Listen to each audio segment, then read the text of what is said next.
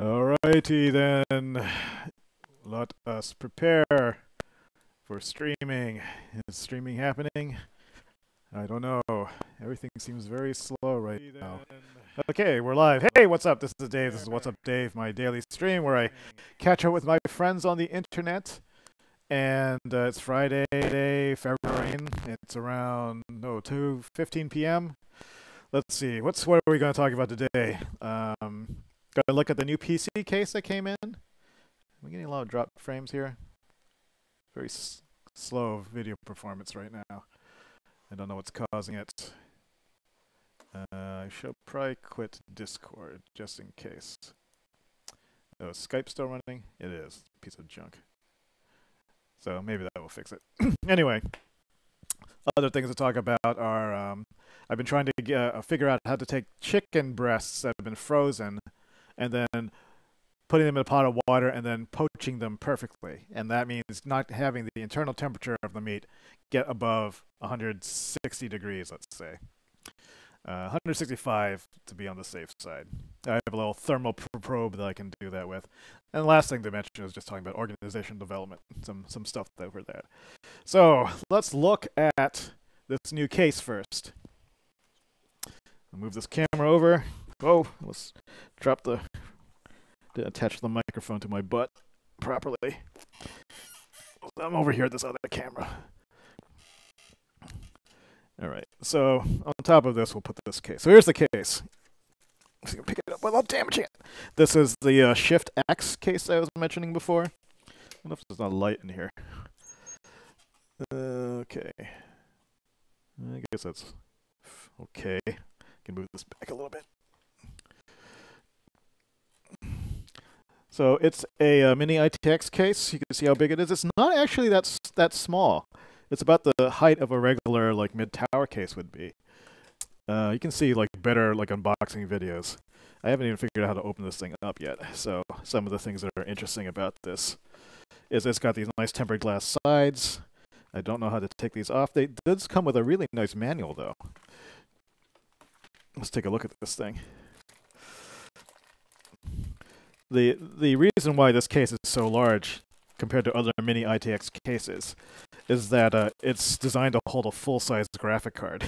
So the graphic card is mounted on a riser that goes vertically like this because there's no room to fit it in like that because the motherboards are so small. Although this does use a small SF form factor power supply, which I opened up yesterday for the first time, and it's actually kind of neat. Let's look at that. Let me open this thing up if I remember how to do it. So this is much smaller than a normal PC power supply if you've ever seen one. And one ridiculous thing that they do is they actually, because this is like an enthusiast part, they put little touches in it to make it seem fancier. This is one of the sillier things I've seen. So like a regular PC power supply is like this. Usually it's about as big as this thing maybe, and about the whole bottom of that. But the small form factor ones, this is how big it is. That's like tiny. But the funny thing to me was it actually came in this velvet. It was in this velvet pouch. And where are you going to use this velvet pouch? It was just like a little thing that they did to make it like seem more premium. There is actually another pouch in here that has all the modular cables, that's kind of nice to keep it all in one place. I guess if we were storing it someplace, it might be nice. But let me see if I can figure out how to open this thing up. I don't want to spend too much time on this. So here's like the Evolve Shift manual. Thank you for choosing Fantex. And this is a really nice manual. It has a nice exploded view. It has lots of nice diagrams. Oh, these are renders, it looks like. Shows you how to remove the side panels, loosen the side. Thumb screw 1 over here. Slide panels up, take side panels out. Oh, they all come off all this way. I didn't know that. Let's try to remove one of those just to see. I want to see what the inside looks like. Move all this other stuff out of the way. Put this down here now. So it says there's thumb screws. Oh, I see them now. Let's so you can get to see inside. Might be too not light in here to see this. So there's these thumb screws here. Let's try removing this one. Oh, it's in there tight. I'll probably need a screwdriver to undo that one. Yeah, it's super tight. Also, my left arm is kind of weak because of some tendon thing that's going on with it. Find a screwdriver. On here, where are they? Screwdriver. Where are all my screwdrivers? Why is there no screwdriver in here? Oh, there's this one. What happened to the other ones? Had this little mini stubby thing. Let's see if I can remove this side panel, not destroy anything. Now it's unscrewing. Something doesn't seem quite right, though.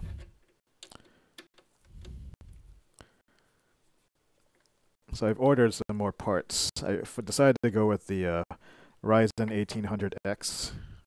What are these? Are captive screws, which is the top of the line CPU in the Ryzen line currently.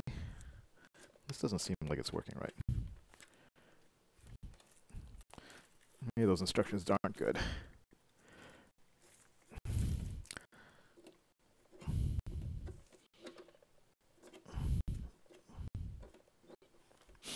And I ordered an SSD, and I ordered a cooler. It turns out, like, if I was smarter, I should have done this. These aren't captive screws, are they? They are? Oh, they are good. They are captive. That's good. Apparently you can overclock all of them, and I am getting an overclock. I do have an overclockable. Oh, there we go. This whole thing just lifts out. I did buy an overclocking capable motherboard. Let's take a look at this. But apparently I could have just overclocked all of them. I could have saved $150. So I could have gone like a 1700X. So this looks like the riser board. Yeah. It looks like there's the hardware here. Here's one fan. I had to figure out how I'm going to do the airflow in this. So the motherboard will mount, I think, on this bracket over here. I don't know if you can even see that. And there's not a lot of depth there, but I'm doing water cooling, so I should be able to run the water cooler down to here. There's one place for a 120mm fan here, and the graphic card, it looks like it mounts here behind the motherboard. It's interesting. So yeah, here's the riser slot. This will plug into down here somehow on the motherboard. I wonder how that gets routed. Yeah. So it should be interesting. There's some SATA cables here. This is a door to hide some additional cabling when you're running it up and down. So it should be an interesting build. Oh, that's interesting. There's like a extender for the power supply. So you can actually mount it in a different angle. It's kind of a nice touch. And this looks like a dust screen. It's removable. So okay, that's gonna be fun to build in. Like, you at least got the side of it off. I don't know, the I/O is mounted on the top up here, so it's all the various cables in the back will go in there, and you can then route them down behind these other panels here. These are captive too. What's holding these in? Oh, here's a thumb screw here and here that you undo. And this one looks a little bit easier to unscrew. Does it just lift up too? It's nice that these are captive.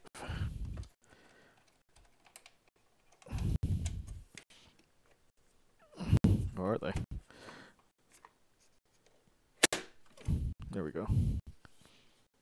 Yeah, so this is a nice little board, little case. Yeah, there's some Velcro mounts on this side that you can like tie the cabling down. So if you're running from here or through this back, I guess is where it would go. But there's other places where you can put things. I think you can mount a hard drive here, or maybe here. So I'll just see how that works up. I don't see the space for it though. There's a nice divider here to prevent like the air from pulling from the bottom, so you can control it and pull it from the top. It's a nice piece of aluminum. So that's the case. Whoa. I just got cotton stuff. Too many wires. So that's the new case. So as all the parts come in, I'll start playing around with that. As for the chicken, let's take a look at that. So one of the things I tend to eat a lot is poached chicken, which is when you just take you boil a big pot of water, and then you put the chicken in it, and you turn the water off, and then let the captured heat, slowly cook it, so you don't end up with overcooked chicken on the outside, which was happening if you just boil it. So this is my current attempt. This one that isn't like working well. So I've been buying these in bulk and freezing them, and then vacuum sealing them. But when they're frozen, they don't get all the way up. So this is at 160 degrees now. I'm gonna leave that in for another few minutes. So the ideal case would be if I can get take it out of the freezer, stick it in the water, time it just right, so at the end of a certain period of time, it's ready to eat. And like, I was hoping I could do it all in one go, but I think what's going to happen... Oh, did I not switch that over? I'm sorry. I thought I did. So yeah, there's the chicken I was poking stuff into. And I was reading the temperature with this probe. Anyway, so the current methodology I'm doing now is I take it out of the freezer, I put it in this big pot of boiling water that's filled up to a mark that I have on it. Stick the chicken in for 30 minutes. After 30 minutes, then I turn on the heat again for some period of time. I tried 5 minutes at first, but that was too long, so I tried 2 minutes this time, and it was too short. So I'm thinking 3 to 4 minutes on high heat and then turning it off again, and then letting it go for another 30 minutes. I think that will get it up to the desired temperature. It sort of depends on the, I guess, the thermal characteristics of the chicken. The cat is being very accepting of this state. I feel like I should give him a treat. So let's see, what else is going on? The last thing for this before the weekend is a new change that we made to the virtual co-working chat room. Let me pull it up here and switch over to, it's just pulling up, I had disabled it. So here's the virtual co-working chat. Earlier today there was this we had a big discussion about well, first it started about, we were talking about programmers and hipsters and something like that. And it started getting into women in technology, and then it started talking about some of the difference of things. And then it occurred to me that there's a lot of people here that are interested in organizational development. So created a new room, talk_orgdev, to complement our Lyceum and technical chat rooms. Sort of people are already filling it up with stuff. Organizational development is the, I guess you could call it a field of how do organizations develop? How do you create a good organization? Topics related to that. So it's a topic that I've been interested in personally for a long time. Like even making a chat room is an example of organizational development. How do you create an organization where people can be for a good organization is where people can be who they are, where there's no a lot less fear and anxiety, but nevertheless working toward something that everyone can be proud of, that's competitive, that's awesome, and so forth.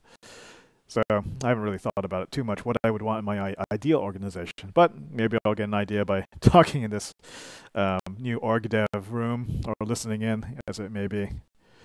So for the rest of the day, I have a conference call at 4. I have a pre-conference call at 3:30. And then I have a meeting or a gathering, a social gathering that I'm going to at 5:30, I think. Is that right? Yeah, at 5:30. So then that's my day. I'll probably start building the PC on Monday. I want to do some cleanup on the weekend. Maybe I'll stream some of the decluttering stuff that I'm thinking of doing. But But yeah, so after this Friday, I can take a little bit of a break and do some personal stuff. And then on Monday, start hitting the software development stuff hard. So that's really what's going on right now. There's other things we could talk about, but I'll save that for next week. But so in the meantime, have a good weekend. Thanks for watching. Let me know if there's how this week went. I was trying something a little different this week and trying to keep these streams down to 15 minutes and have some things things prepared. Today I'm feeling a little bit less prepared. I don't know what it is. Probably because I haven't eaten anything. But if you have any ideas on how to make the 15-minute streams for these What's Up days more relevant or more interesting for those of you who are watching these, let me know. Would love to hear about it. So have a good weekend, and I will see you next week, if not sooner.